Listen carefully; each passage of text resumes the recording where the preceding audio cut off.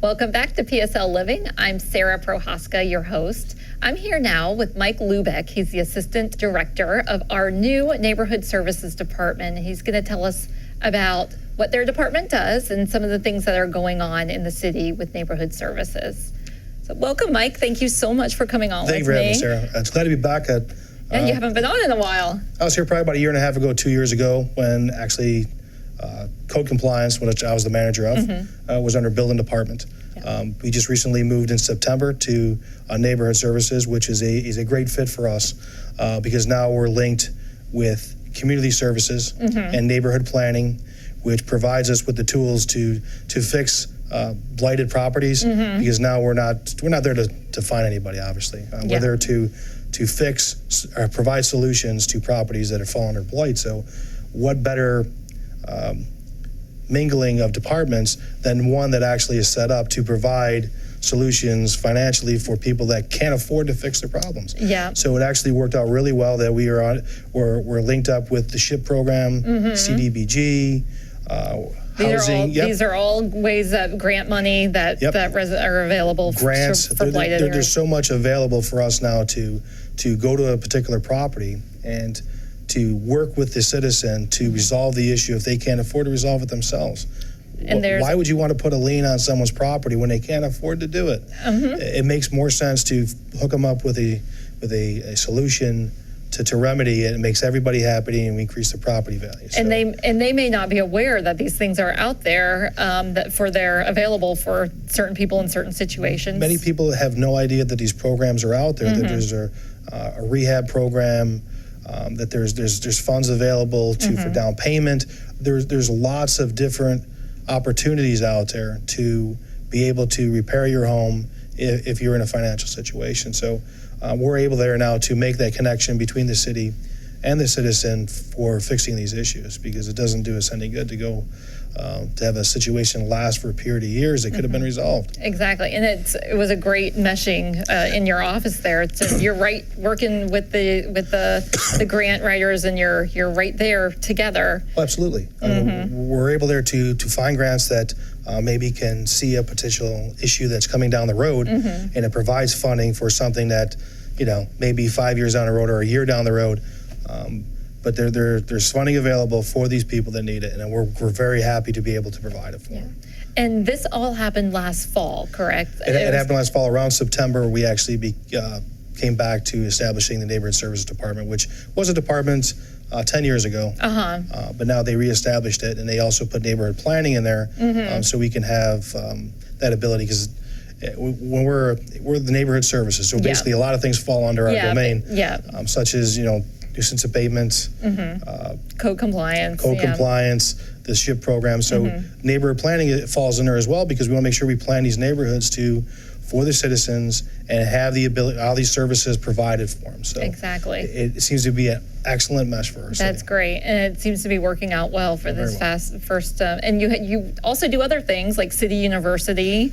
Yes, we do City outreach, University. Yeah, outreach. City University is actually a very good point. It's a very good topic we're able to provide classes for citizens who want to learn more about city government. Exactly. So now they can see the inner workings and how things work, gives them a better understanding of what actually goes on and how we deal with issues and how funding is appropriated. So it's nice to meet with them, to go through the individual classes so they can actually see what's involved in it. They bounce good questions off of us. They're able to understand where we're coming from. We understand where they're coming from. So it's a great community outreach program. And registration is open right now. The summer session is about to start, and if people go to our website, www.cityofpsl.com, there's information about how to, if they're interested in registering. I think they have till the end of March. I believe so. To get involved with that. So that's a great program that Neighborhood Services totally program. has taken on, and this will be our third session, I believe. Yes, and we also had the veterans giveaway of the house. Yes, that was an excellent program for us. We were able to find a property. It was rehabbed through one of our grant programs, and we actually rehabbed it, and we actually gave it away on Veterans Day. And it was a foreclosed house, right? A house. It was a property that was in the foreclosure. And that's where the funds were appropriated for. So it was actually a way of giving it back to somebody that's fought for our country. So I think those are the type of things that now fall under neighborhood services, and we look forward to doing more of those in the future. So. Yeah, I was going to say you have some vacant lots that are slated for that program too, that houses will be Correct. built on using grant money and using nonprofits. That's correct. And also given away to people who need, or I don't know if it will be given away or sold at a reduced price. We're working on the finer points of how we're going to do it this time, but it seemed to work very well with our last giveaway. So I think it may fall under the same parameters. But it's a great program. We love doing things like that back to the neighborhoods. Yeah, and that house went to a U.S. Coast Guardman and his family who were very excited and super happy to be moving to Port St. Lucie with this mortgage-free house. And the actual giveaway itself was fun. Yeah.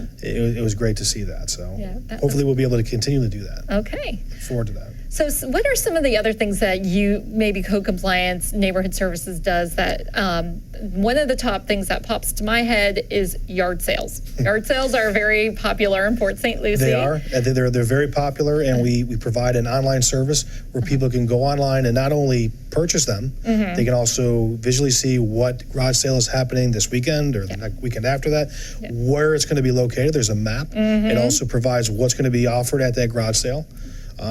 More importantly, it's very good you brought this up because we'd love to have more people take the opportunity to go get their garage sales online rather than come in. Exactly. It's $5. It costs you more in gas to come down here, and the time to spend to purchase it, you can purchase it online, print it from your home. You don't have to come downtown. And we're trying to do all of our services this way. Online, make it easy. Make it easy. Not only to purchase it, but also to view the information. So garage sales are a big topic. We have quite a few of them. And you don't need to go to Craigslist, and you don't need to buy an ad in the newspaper. You can just go to our website, and there's a link. And like you said, there's a map, tells you where all the garage sales are in the city where people have paid their $5 for a permit. Yeah, quite a few people click on that on a weekly basis. So you're well aware of that. It's popular. Yeah, very popular. But a lot of people don't know about it too, so I'm glad we have this opportunity to tell them. Oh, absolutely. And also, a lot of people might not know that it's only $5 to get a permit, and like you said, it's easy. You don't have to leave your house. You get the permit. You're allowed to put up your signs. You don't have to worry about your signs being in violation of anything. Yep, you get stickers that tell you that for the dates that you're having your event, and you could tape them to your sign. You can put them out it give you specifics as to where, how, and when you could put them out there. And it gives you all the explanation in the email that's sent to you, because once you purchase it, it'll send you an email and provide you with this information, provide you with your permit for your house, and also for your exterior signs that will be placed throughout the city. So it's very simple, very easy, and we like to tell people it's a lot. It's there. It's available online. You should utilize it. Yeah, definitely should utilize it. No need to go to Craigslist. Just go right onto the City of Port St. Lucie's website and look for that. And every weekend you plan your garage sale trips on Saturday mornings. Yep. And one of the other things that we're actually getting ready to put online is our community residential homes, group homes. Okay. Which will be your assisted living facilities and houses that fall under DCF. Those are the types of homes that now are falling under neighborhood services to not regulate, but to also, to monitor. Yeah. We're going to be offering this online service as well, where you can actually, the state requires that you cannot have another group home or community residential home within 1,000 foot of another. Okay. So they have to usually come in and actually look to see if they are within that 1,000 feet, and we're going to offer that from your home. Okay. So you'll be able to do that all online. To do it all online, fill out the application, pay the application fee, all from your comfort of your own home, rather than coming in and having to wait in line to do the service. So, we're trying very hard to do all of our services this way. Yeah. To try to make it a little bit easier. So. Now, the group home, is that available right now, or is that something you're working on? We're in the process of working on it. Hopefully within the next week or so, we'll be able to finish the actual software program because we had to make sure that the ordinance just passed on the 13th. Okay. So we had to make sure that the application and the language that's involved in the website matched, obviously, the ordinance that was passed. So, All right. It should be finished within the next week or so, I hope. Yeah, that would be great. And another easy, convenient way for people to Absolutely. get their information without having to come in and wait in line. Yes. All right. Well, we've touched on a lot of subjects here. Is there anything else that I've missed that I've got you here that you'd like to let residents know about? Not that I can think of, Okay. but anytime I'd love to come back and we can talk about any subject that All right. is an interest to the city. Well, thank you, Mike, so much for coming on. We really appreciate it. It's great information. Thank you. And once again, all that information, all those links can be found on our website, and we'll have the website on the screen here for our residents. Thank you very much. All right, thank you. And we'll be right back after these messages.